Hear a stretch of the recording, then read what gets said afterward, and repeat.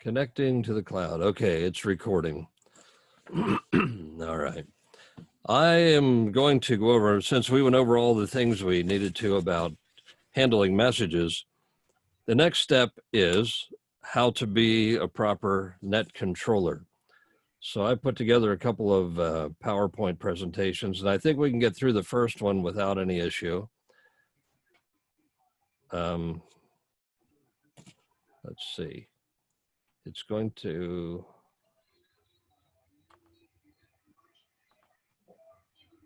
share the screen.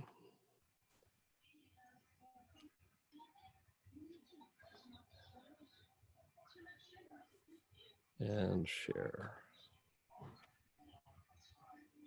And a slideshow. All right. I put this all together here today, and I didn't time it, so we'll see how much time it takes and how far we get.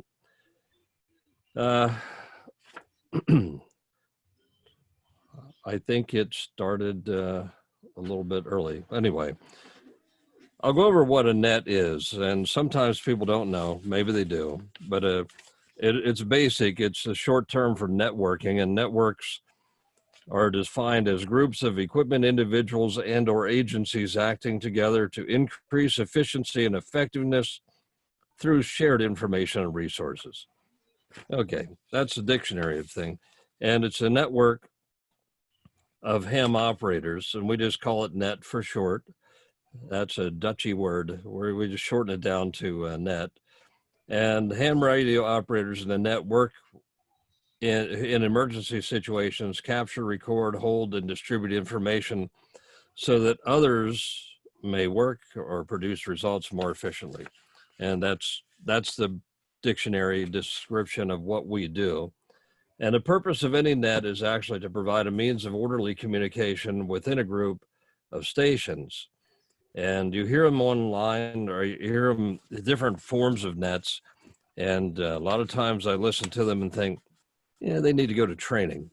And there is a training coming up for those of you who aren't aware of it. I'll give that to you here. I have it somewhere. And I know Bob has it. Here it is. It's put on by the ARRL, and it's on net control. So we'll get to that here in a little while.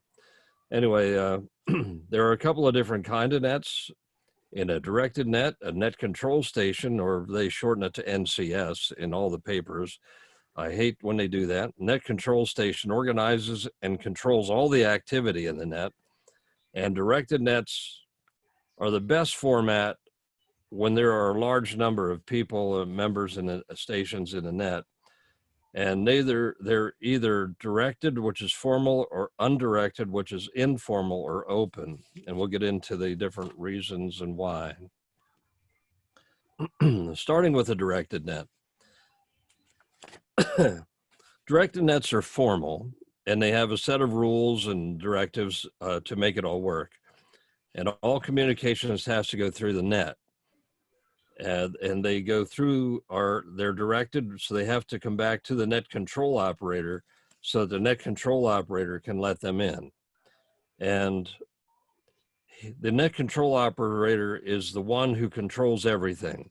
That control operator, he or she lets people into the network, and he controls it with the related traffic and all that is necessary. He's the in-charge person. And the net control operator, the net control station, he will issue specific instructions on how he or she wants the net to be run.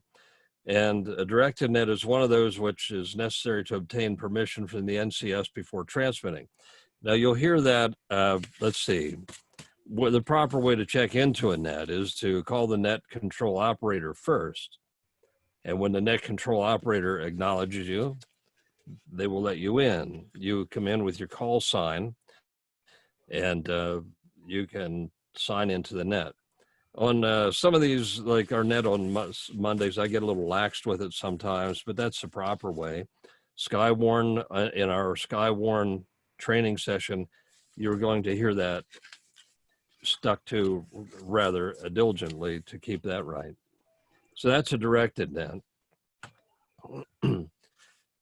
Scheduled nets are another one. Okay, the directed net is first is a scheduled net.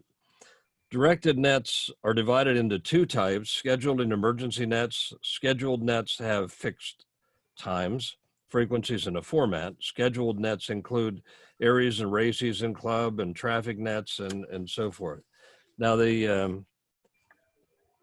an example of that, a scheduled net would be Harrisburg Radio Amateur Club's net on Wednesday nights at 8 o'clock. And also we have a net for our ARES races at 7 o'clock, or on, it's 8 o'clock on Wednesdays, and then it's 7 o'clock on Mondays. And our Dauphin County Skywarn will be happening at 7:30 on Mondays. So that's a scheduled net. Then we'll go on to let's go with the ARES net first. The amateur radio emergency system nets, they're open to any licensed radio amateur. And when I start out the net on Mondays, I say you do not have to be a member to be involved in it. They're the simplest form. They can be originated by a club or a public service event. They could happen for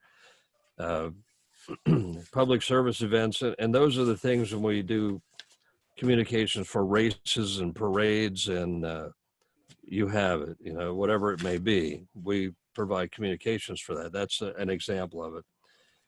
There also may be served agencies like a Red Cross and Salvation Army. Or anybody else that's non-governmental. That's the key, non-governmental agencies. Harrisburg Radio Amateur Club used to be very involved with the Red Cross. In fact, we had our meetings at the Red Cross building, and it became an issue because we had a radio station set up there that we could use, and they decided at one point nobody could be trusted. They wanted to do background checks on all of us, so including financial assessments of all of us, and we thought that was a bit out of hand. Since then, they've relaxed that, but still, it was in a bad section of town, and we'd come out of meetings and hear gunshots. So we don't have a good relationship with the Red Cross.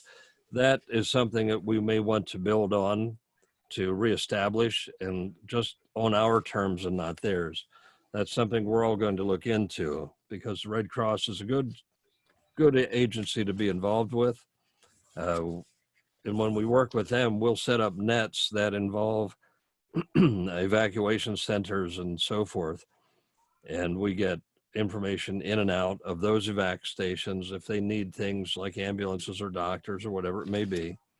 And we have had that where amateur radio was responsible and did get an ambulance to one of the evacuation centers because there was no way to get it through on cell phone or any other methods. And the amateur radio did come through, and we saved a gentleman, probably his life. He had a heart attack. So that's what the ARES nets are. They're for non-governmental agencies. Now the RACES nets, they get a little more involved. They are such that there are specific requirements for everything that goes on. And when you start a discussion or anything on the net, it's very controlled.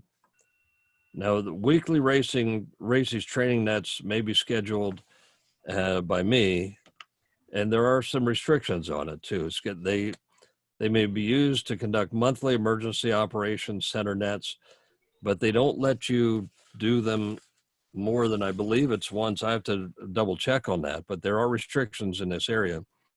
I think it's only one a month that we're allowed to do. So we don't get into the network operations center down in at the lower end of Harrisburg. It's located at 911 Gibson Boulevard, and we have radios set up there, and we can't get in there now because it's just too locked down. But when it is open, I do plan to have some RACES training nets, and we'll put people at different places to bring them in. Okay, I just had to let somebody else in. Okay, what we'll do is we'll have it set up so that we can meet at that place. You'll get to see what it's about. And then to do the net, I want to have people at every one of the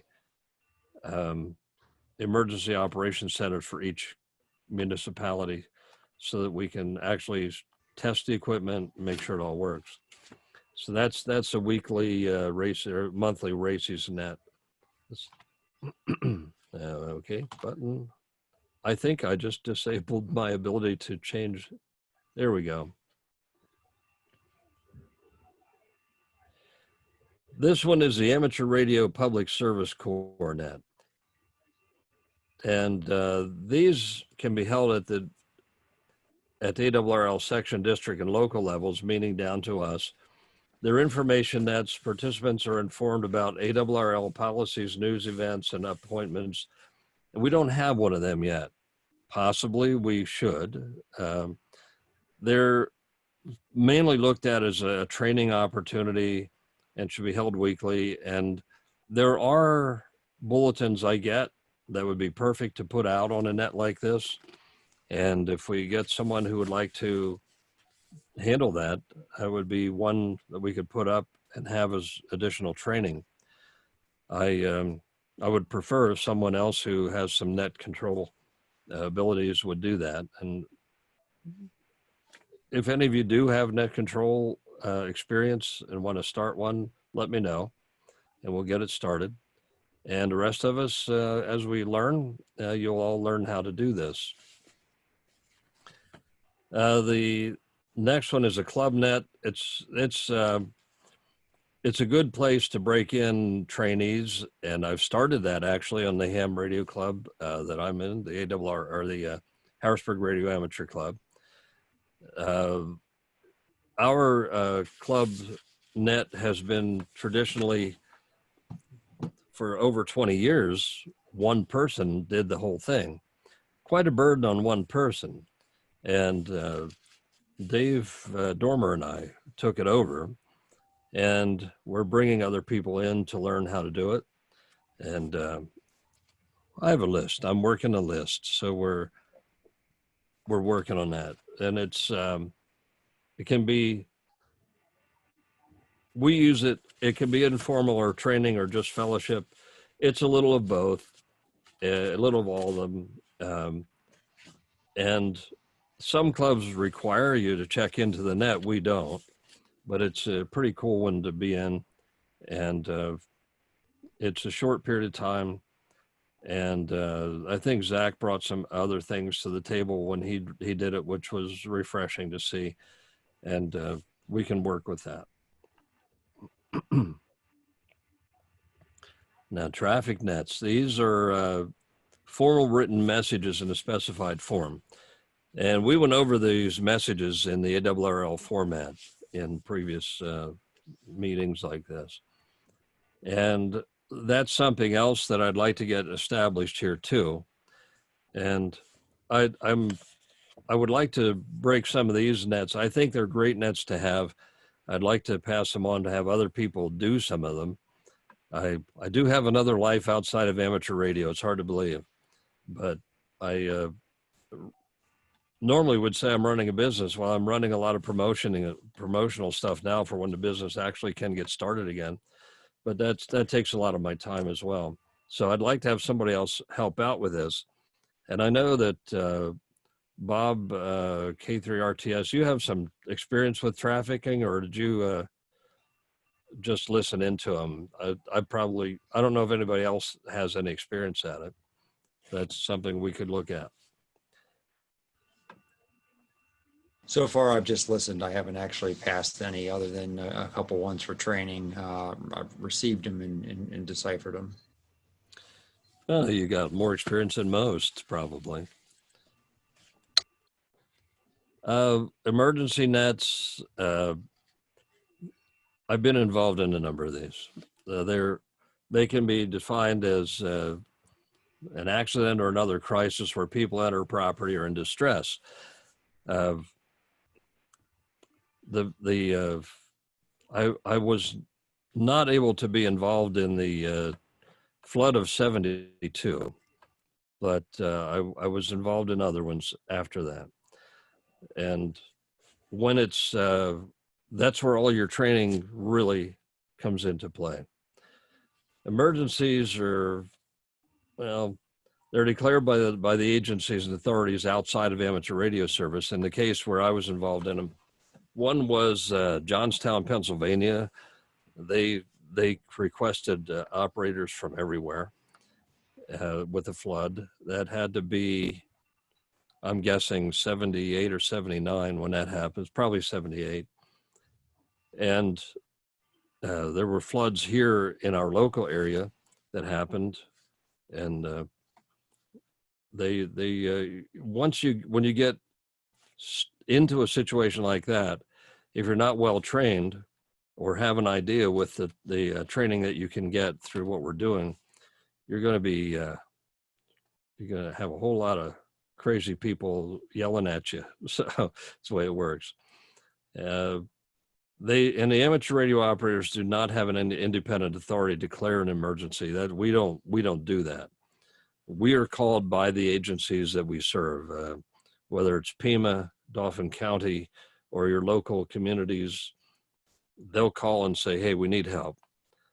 And like one guy said, they did an interview of me and another guy, and he had the best line. He said, "When 911's in trouble, we're the ones they call when they get in trouble."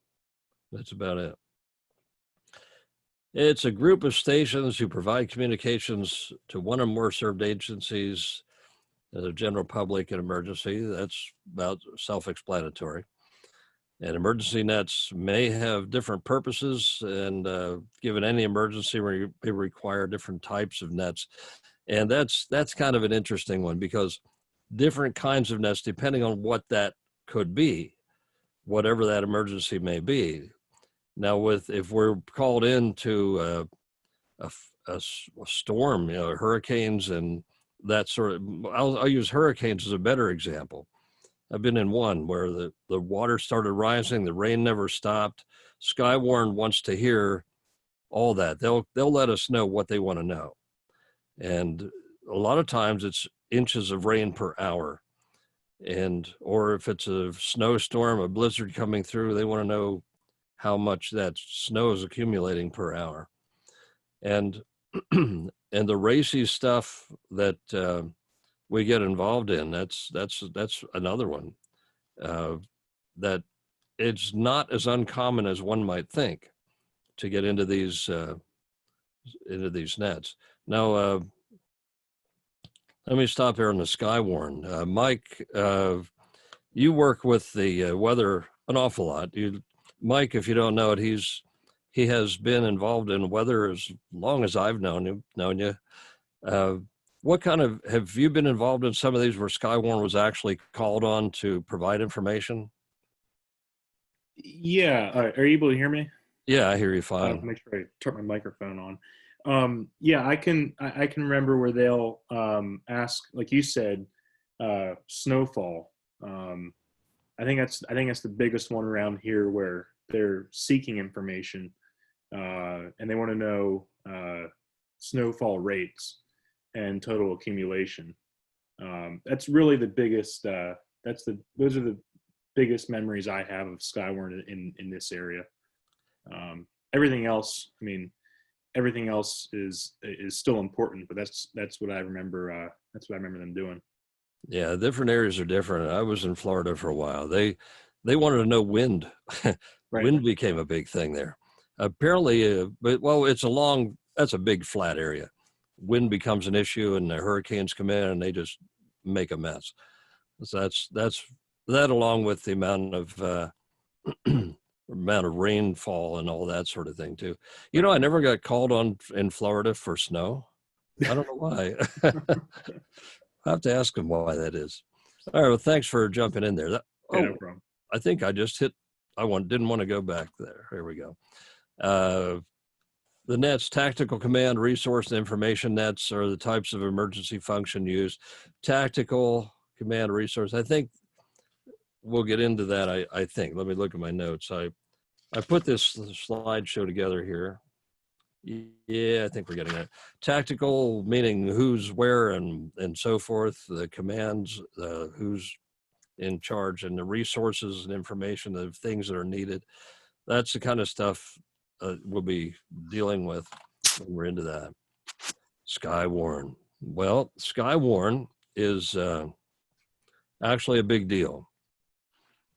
It's absolutely essential that all net control operators be aware and fully familiar with Skywarn activation process for their area and be fully trained by the attending NWS or emergency management training sessions.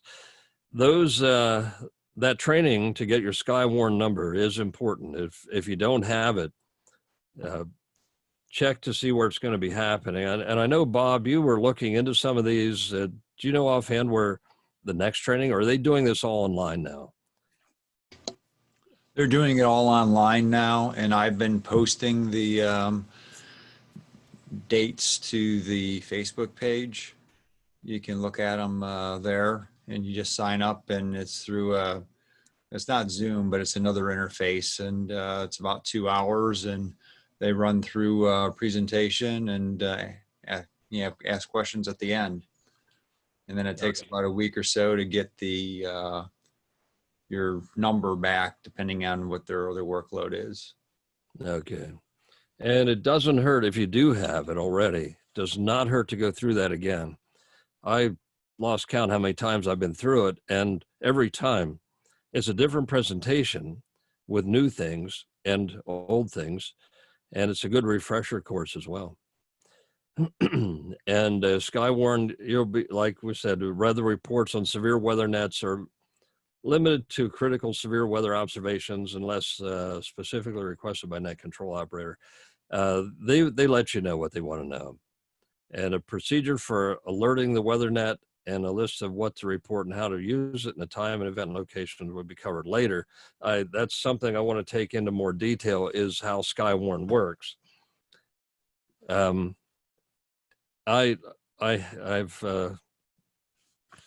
our local Skywarn, I was instrumental along with KQ3F, Joe. We got the Skywarn net started a long time ago. And we tried to do it in cooperation with CPRA, but they didn't really fully comprehend what it was about. So we just did it our own. And we took it under control.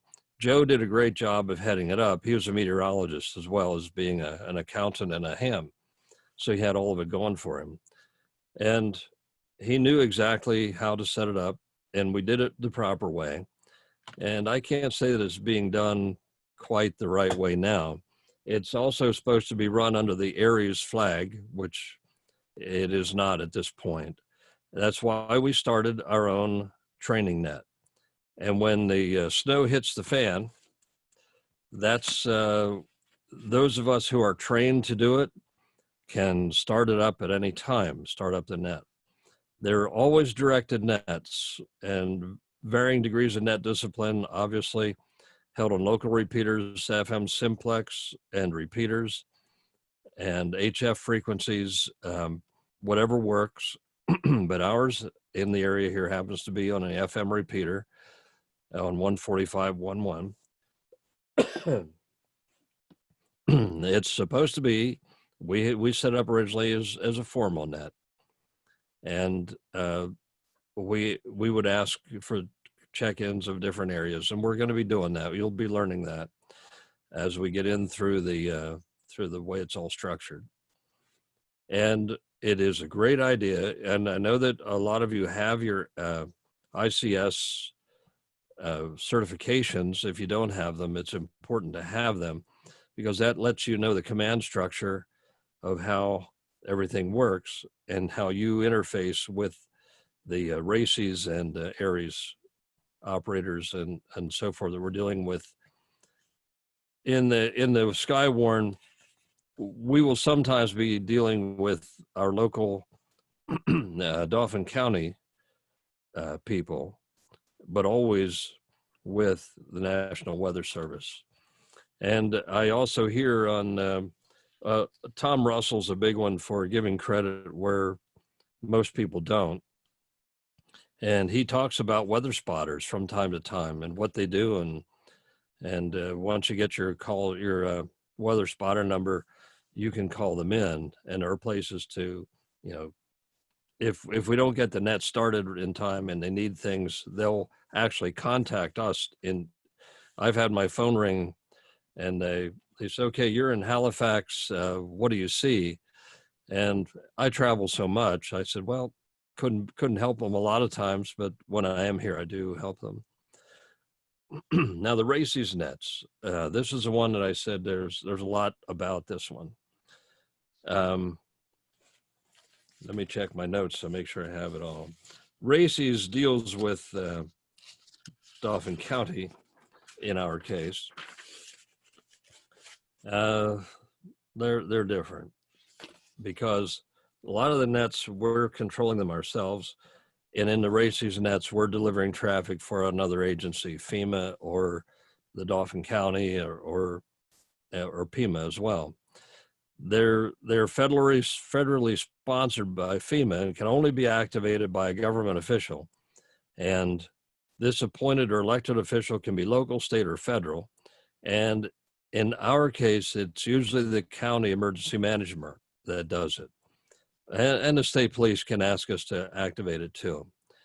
Under the current law, it can only have, a RACES net can only have RACES membership, and an operator must be RACES qualified in order to participate. You will all have that because to get that, I have to turn a list in to the county for all the people who have come through this training, and you'll all be in there. To become, you must take a simple short course of instruction from FEMA, and that's available online. The text for the course, it's an open book test. And you go on FEMA and you'll find it. It's in addition to the ICS stuff that we have. And as a general rule of thumb, during a RACES net, you cannot communicate with a non-RACES station.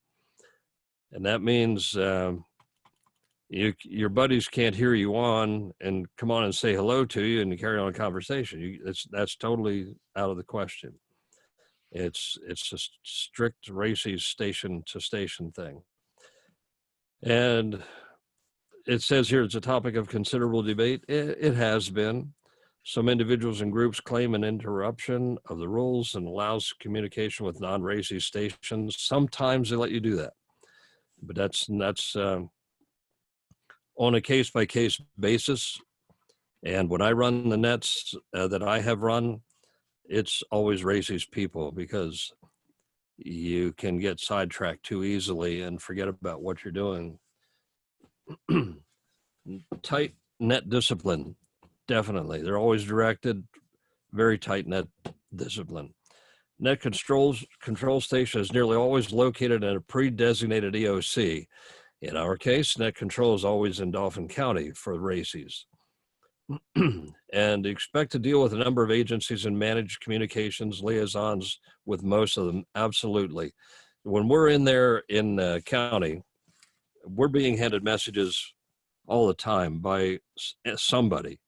They can be state police, they can be EMS, they can be county people of anything. And when you're in a situation room and you look around the room, everybody has a sign above them or on their desk indicating who they are, including alcohol, tobacco, and firearms. They're involved in it, which I did not understand and at first. And also you'll find pretty much every branch of the military in there as well. It's a big room and they fill it up with people, and each of those is getting their messages from somewhere, and they bring them to us if it's our turn to send a message. So like it's when it says you don't know who you're going to be dealing with when you walk in, but you quickly learn. RACES net control operators and net participants should be familiar with the ICS system, which you all are working on if you don't have them already. And participants in RACES activities are covered by their state's disability and workman's comp structure. This is really important because when you're working for them, if you get injured, they're covering you. That's another reason for the tight control over who is where. And recent changes in federal law also give participants increased but limited liability protection against the possibility of being sued for actions they may take as emergency volunteers. That's a big deal. Everybody's sue crazy now. So that's a good one that they've taken care of us, in other words. And here again, the RACES training net's limited by law to a minimum of 1 hour airtime per month. And RACES training may be called or initiated by the radio officer, which is me in Dauphin County. And that's something, those of you who are from Perry County, I know you guys want to probably set up radio officers and so forth for your county. That's open and it can be had if you want. So that's the RACES nets. They're different in a lot of ways because we have to answer to other people a lot, and we're working for other people. So that's what that's all about. The resource nets, big events, if it's a huge deal under RACES, they're most often, they do the incident command system, and ICS uses a different form from a standby net. It's called a resource net. They're always directed. The resource net control makes assignments, gives instructions, and directs the flow of available resources.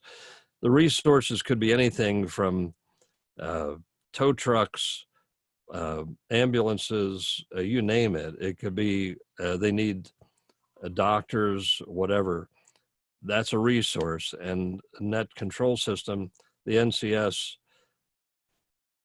receives these requests for transportation equipment, supplies, personnel, and frontline tactical net, and then the command net and outside agencies. They all give us messages when you're in a resource net. Now you're going to say, okay, here's emergency.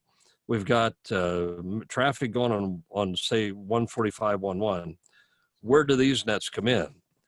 Well, there's a couple of radios in every one of these buildings, so we can carry on resource nets on another frequency at the same time we have this going on as message nets.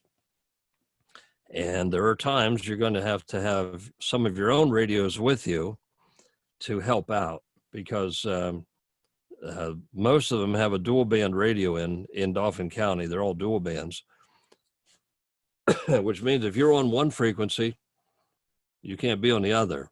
It has to take another radio.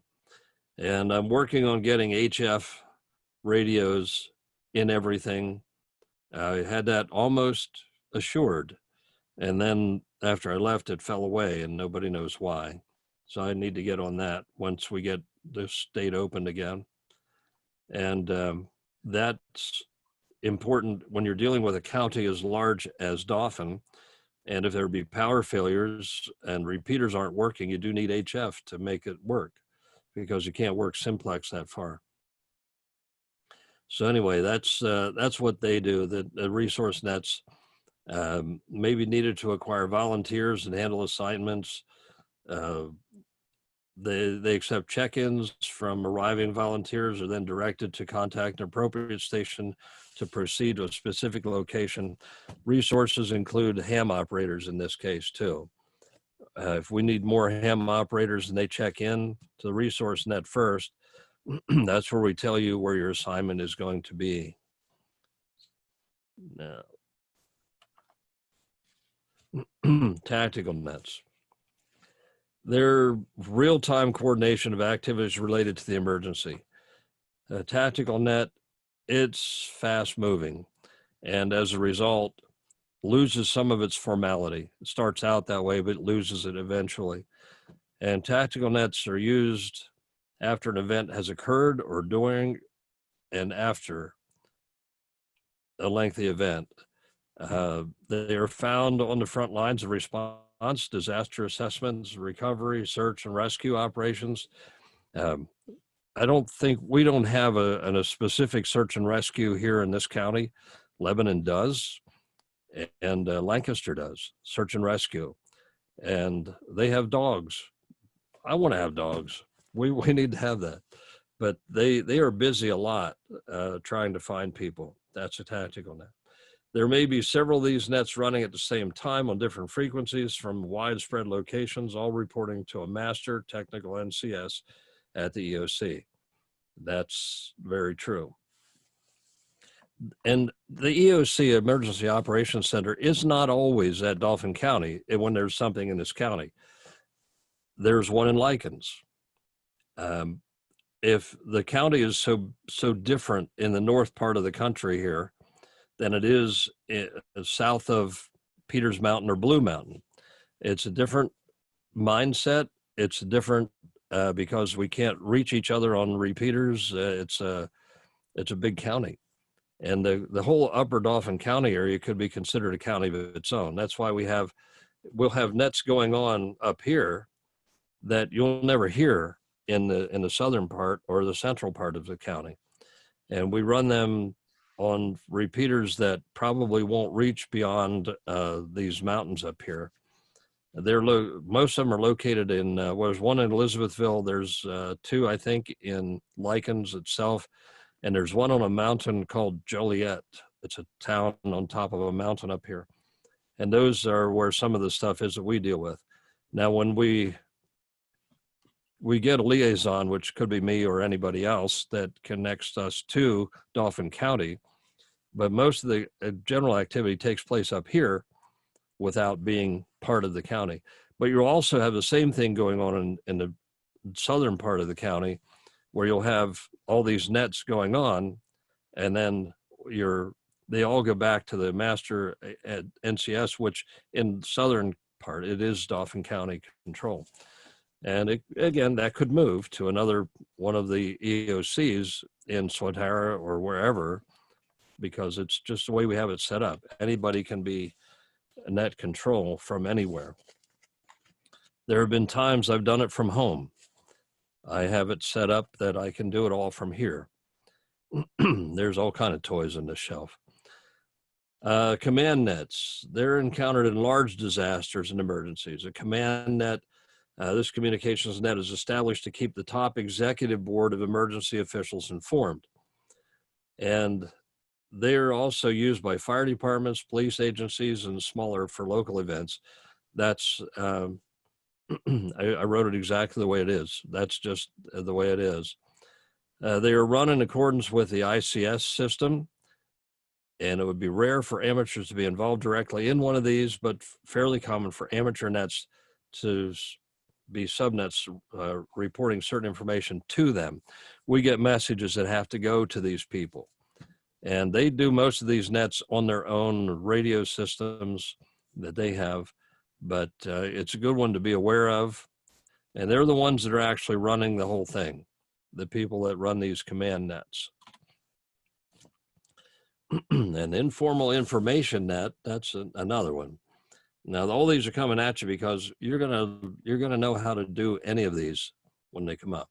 Information net is usually an open net used to collect and share information on a developing situation without overly restricting the use of the frequency by others.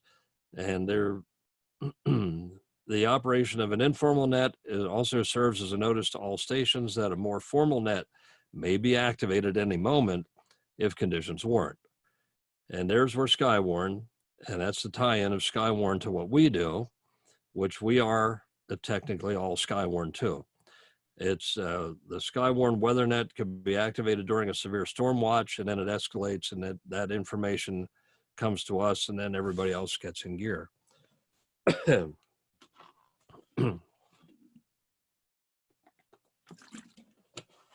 I did my Marco Rubio moment there. I had to stop and get a water. So undirected nets, these are about the most informal you can get. And this is the last example of a net format.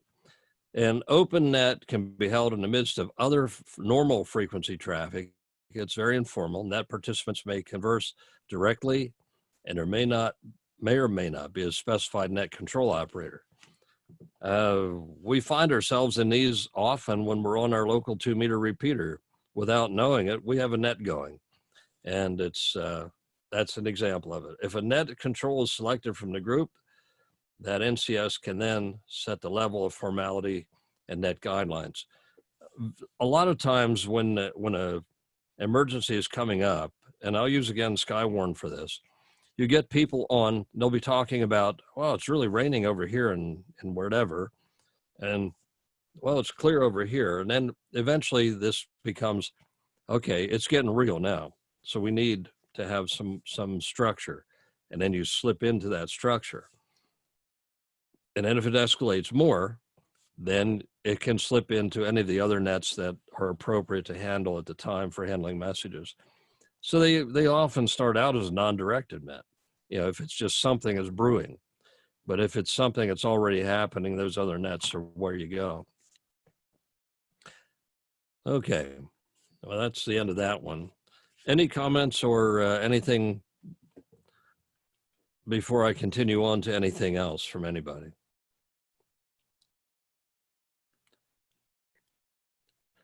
Bueller? Okay, let me stop that share for a second. Okay, I was figuring that's about as far as we go. I did start on another one, which let's see if I can get through some of that. I'll just give you a tease into what we're going to be doing next time. We're going to get deeper into some of these nets and the characteristics of them and what's required, how to be a net control operator. It's such a big subject. I wanted to, first of all, introduce you to all of the different nets. I don't know if everybody ever ran into all of those nets ever, but I know we're used to certain ones that we get into, but there's a lot of what we can do. Let me find my other PowerPoint.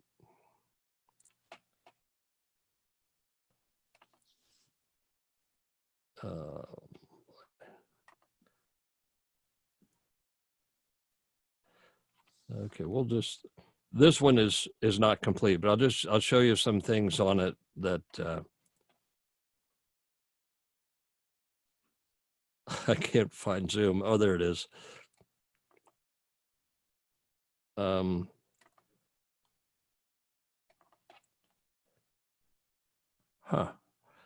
I messed myself up here.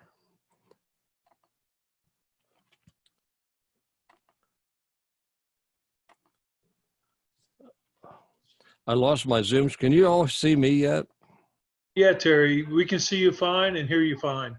Just continue on. I've had that happen to me. Just continue on with what you're doing. Everything will be fine. Well, I can't because I can't share the screen. It just went away. Do you have the share toolbar still? No, it's okay. not. Minimize whatever's on top. It's probably underneath. I minimized everything. Oh my. And I see it in my toolbar.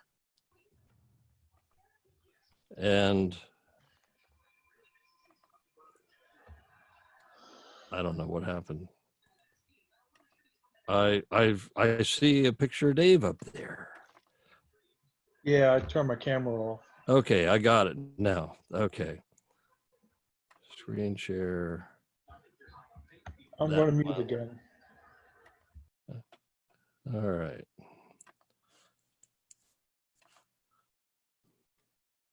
I got a little fancier on this one, but little characteristics of the duties and responsibilities. Net controller obviously runs the net, and the person that controls the flow of the messages according to priority and keeps track of where the messages come from and where they go. That's your job. Oh, come back here. No, wrong way. In a busy situation, no, he also assigns what capabilities, current lists of what stations are where and their assessment and their capabilities and so forth. In a busy situation, the NCS may have one or two assistants to help with the record keeping. Absolutely. And you can switch off. Usually you're not running that radio by yourself if it's really a busy net. and you have someone who can help you with taking the message from the people you're going to be giving them to back and forth to and all that. And I'm going to say one of the great training sessions for this in itself is a special event station. When you're the hunted and you have a lot of people looking for you and you're running a log and talking and have your hands full, it's good training for this. Prerequisites: clear speaking voice. Someone who talks as though they've had a mouthful of marbles won't do. I had to change that word, but anyway. Fluency in the language. If you have a thick accent, yeah, you got to work on that. I had to. And the language, you got to be saying it precisely and make it difficult for others to understand you if you don't. The ability to handle mental and physical stress for long periods of time. It can get stressful. Information and demands will be coming at you from all directions and all at once. This is coming through, right? Everybody can see this? Because Yes. okay, good. And it can get tedious if these things go on for a long period of time, and they do. And you'll have shift changes and everything, but stuff comes at you all the time, and sometimes for hours on end.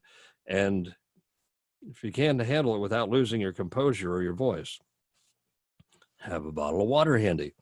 And the ability to listen and comprehend in a noisy, chaotic environment. And Emily can attest to that. Her first choice, her first time in it was quite chaotic. Right, Emily? I don't know where she went. I'm here. That's Yeah. right. Yeah, it was, He was very loud, and I didn't have headphones in the Pima headquarters, so it was really hard to listen. yeah, well, that's important. Take headphones with you. They're important. And that helps you to tune out the distractions and focus on the job at hand. And unfortunately, nobody told Emily that she needed that. And that's unfortunate because it gave you a bad experience your first time in. And we'll make that all go away with the training. And it's good hearing. If you have hearing loss, it does make it difficult to understand the human voices, but with the headphones on, I'm okay. I can crank that up if I need to. My line of work, being in front of amplifiers all my life, has taken a little bit of a toll on my high end. Or is it my age? I don't know, but it's noticeable. So I rely on the headsets for all that. The ability to write legibly. Okay. You can take your laptop with you. And it's good to practice writing. In fact, when I learned Morse code, way back in the late 60s and early 70s, there was actually a way they taught you how to write the letters, and it still sticks with me. And it makes it easier to read. And NCS needs a working knowledge of the Incident Command Center, system rather, and a management tool. It's a management tool designed by multiple agencies to interact. And if you've taken them and paid attention to what you were reading, that's what it does. They all abide by it. A competent NCS must be decisive and have the maturity to make good judgment calls, because you'll be on the fly. And NCS needs a strong, self-assured management style to know how to diffuse tension and stress within an appropriate sense of humor. Okay, that works too. NCS has a constant concern for the safety of the participants and releases for the rest any member who is becoming too tired and function ineffectively. I've had to do that. You can tell when somebody's getting tired. Take a break and get somebody else to help you out. And characteristics of these guys that are doing this. Good voice quality with an air of authority, without a sarcastic overtone and overbearing. No, okay, you got to have that. Knowledge of band characteristics for the radios you're using, so you know what bands are appropriate for the time. Like 40 and 80 are two bands that are used a lot for passing messages, and you got to know when the characteristics are going to change, and you're not going to get through. And knowledge of the common equipment, it helps to know what you're working with. HF equipment is all somewhat similar, whether it's driven by a menu or if it's got knobs in the front like a lot of mine do. Ability to absorb new terminology quickly. That's important. You make notes when you're going along. Strong team player and an organizer, generally professional appearance, willingness to take and carry out direct orders. And if you don't have a spouse who doesn't, if you got to have a spouse that doesn't care if you spent so much time playing radio. I want a new couch. Oh, but anyway, consistently demonstrates above average operating technique and has general understanding of all the method or memorandums of understanding. An MOU is a memorandum of understanding for the served agency. We have these with everybody. It's like Red Cross has an MOU. It's a way we understand how we operate together. These are all hashed out long ago, and they're available to find everywhere. You can search for an MOU for Red Cross and amateur radio, and you'll find one. Be the boss, but don't be bossy. Be punctual. Know your territory. Take care to keep your antennas in good shape. Establish the net frequency by moving to avoid interference. That's important right there. A lot of times you come on with a net, it's an established frequency. 3993.5 is the one we use on 80 meters, for example. It's a net for PEMA and all emergency communications. It's for this area. And there are times when you come on there, there's going to be somebody right next to you. So you might have to move up or down a little bit. Establish the net frequency by moving to avoid interference. That's important. Keep a log of every net station, and I put there, what I read in the thing was these people at ARRL use words that I didn't know. Don't hamstring the net by waiting to move the traffic. I mean, that means slow down, I found out. I didn't know that till today, but I was reading through that and saw that. When you get traffic on the net that you need to pass it, and don't play around.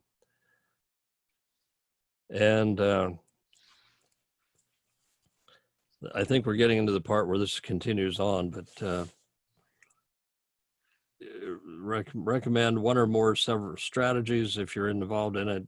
Give a summary of expected results, name the next steps to be taken, and delegate various tasks. That'll get into what we'll be covering from there on. That's as far as I got in putting that one together. I didn't know how long this would go, but that did give us an hour here. And I'm looking, oh, here's the unstop share. And click here, there, okay, I'm back. So that's about all I have for today. And any thoughts, questions, or comments from anybody?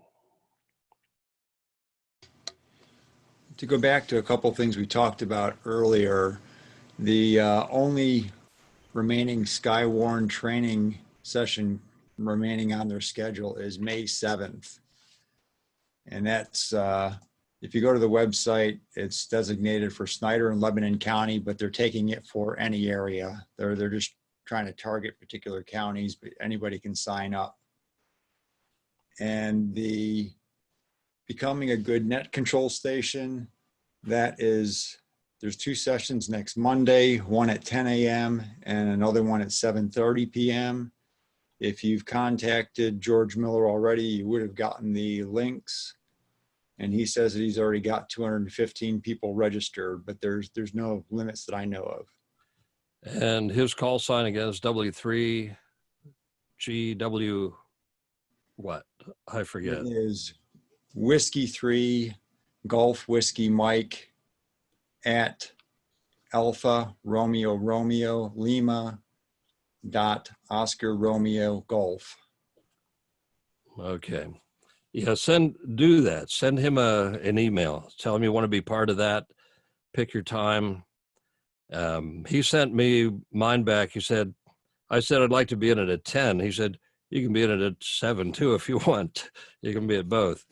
So I guess he's not limiting it to anybody, any times or anything, but it's he does great presentations, I think. And the Skywarn, what is that, National Weather Service? Or give us the website to reach that if you have that. It's on the Facebook page, but you can go to www.weather.gov/CTP/spotter talks.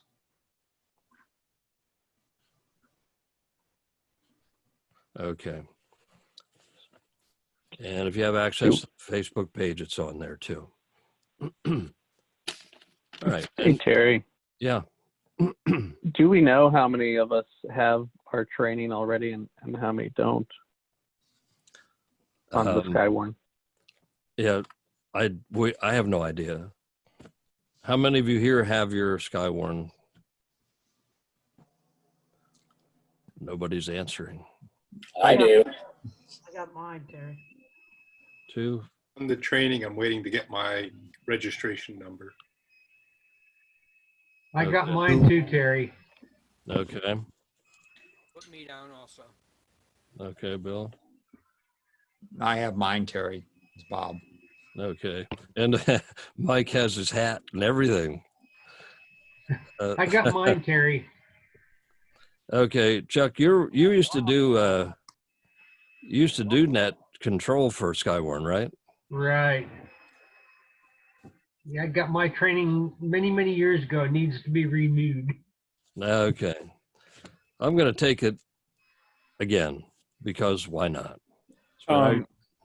If I can just add, when I went to they had one training in person this spring down in Millersville, and he alluded to there being an advanced course online sometime in May. It hasn't been announced yet, but just keep an eye out for that. I would like that. Secondary advanced course. May. I took one of those through, I think, the Bennington office, but I haven't seen one from State College yet, but that'd be cool if they did one. Yeah.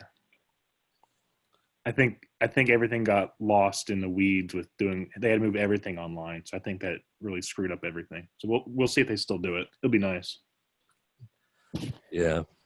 During my basic class, they mentioned that they were going to be doing it, but it's not on the schedule yet. Right. The advanced. Okay. I've got. Okay. Oh, I was going to. There it is. I was looking for whatever light was blinding me here. I have a number of lights around the room so that it doesn't glare. All right. Well, then, okay, we got with that. Anybody else with anything they want to share with the group?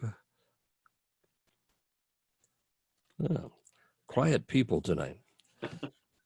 Don't forget to go on ARES Connect and check off that you were here and get credit for it. And the next one is I'm going to have to look for my calendar again. Bob always knows when they are. It's the 2nd and 4th Thursday, so it would be the 14th of May and the 28th of May.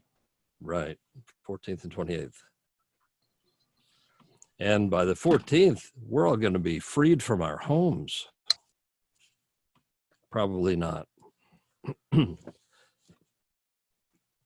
I don't know about you all, but this really took a bite out of my business. It's unusual. I'm used to being on the road and working like 5 or 6 days a week doing my company, and we've been sidelined. Every place that I do weddings for is closed, and any sound events. We have a number of festivals, music festivals lined up over the summer, and a lot of them will be canceled probably. And it's just the nature of what we're dealing with. Terry? Yeah. Yeah, our neighborhood has never had the grass mowed so often and so nicely as I've seen the last couple of weeks. I'm sure. I have a property that I neglected badly as far as grass goes, and last year when I got up there to look at it, it was up to my waist in some places. Then I found out the snakes lived in there. Well, I've been working on that property this week. I have a John Deere tractor with a mower under it, and it's like a bush buggy. It was in there whacking the crap out of that place. So maybe the time off is good for me. I get stuff done around the house here. And all the fields are plowed, although I just watched them do that. Any All right. word on the Halifax 5K? Because that's supposed to be May 16th. I will be talking to her. I'm going to see. It's an outdoor event. You would think they would be able to do that, but we'll find out. I've made a note here, and I'll have that answer tomorrow. Then I can let everybody know. Anybody else? Anything? Well, thanks everybody for stopping by tonight. I've got, how many were there here? 18, I guess, including me. So that's not a bad turnout. I'm getting the hang of doing this stuff here online. Thanks for doing it, Terry. What's that? Thanks for doing it. Oh, you're welcome. Yeah, thanks for the informative presentations. I'm enjoying them, Terry. Oh, good. I appreciate that. Yeah, very good. I'll be building another one here as we get through this. I have a lot of notes that I'm working with, and hopefully it all makes sense to everybody. And then I just can't wait till we get out on the field and we can actually do this. Now, I mentioned this a couple of places, but field day, and I'm sure you all know what field day is, and maybe Lynn, I don't know if you do, but it's where we all get together with ham radio equipment and Drink beer. we drink beer. Yeah, we can drink Count beer. me in. So what we're doing with that is because of the municipal buildings, everybody's closed. In order to plan ahead, everybody's invited out here to the farm. And Halifax to most people seems to be so far away, but according to my map, it's 15 miles between my place and the Front Street Diner, which I like that diner. I hope it opens soon. But anyway, that's about how far up here we are. It's a secluded area. It's really beautiful up here once you get up the lane. And I have all those amenities that you would want, including flush toilets outside. So it's all here. I put this together. We do family events here on the farm in the summer. And I will have several dining canopies, tents, whatever they are. They'll be set up, and we can set up all of our equipment in there. I don't care how many radios show up. Usually we just do, as a club, we usually do 2 radios, but everybody can bring a radio and an antenna, and there's even places here to put your campers or your tents. So there's a lot of room to park, and we can fill the place with campers if you're so inclined, and it's usually you do a whole weekend. And at some point Sunday morning, I'll be out of here, but I'll be back. I have duties that I have to take care of at a church, and but everybody can enjoy it and get out. What have I got here? I've got a gas grill all ready to go always, and a fire pit. We can load it up and you can roast hot dogs on it and whatever else people do. So that's the last full weekend in June. So think of field day, think of coming up. Be glad to have everybody here. And field day I treat as a training session too.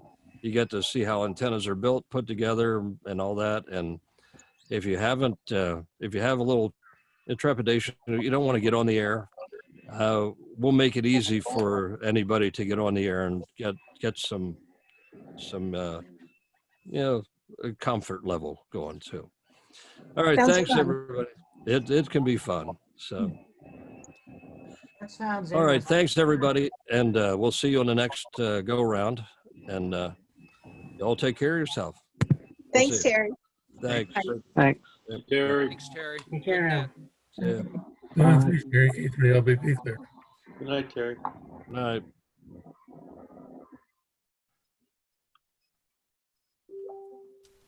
Boing, boing. I don't know how to shut it off. I'm looking for the button. There it is. See you guys. Bye. Bye.